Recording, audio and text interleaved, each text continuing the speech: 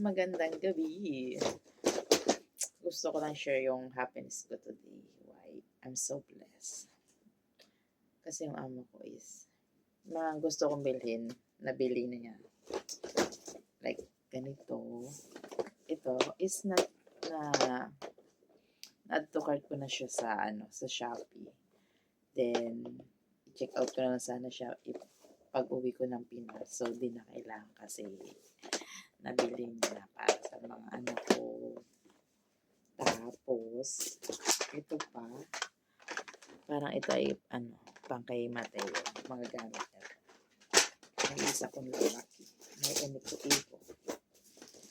And then, mga lapis. Yan, lapis, pambura.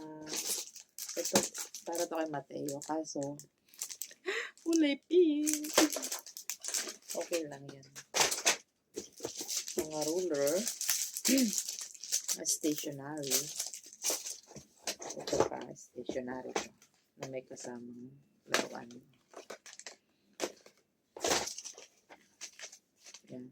Ito ay color.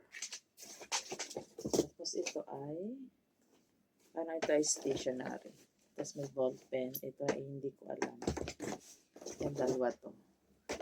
I think tig-isa sila ng dalawa kong anak na babae. So, yun lang. Ito lang. Not ito lang.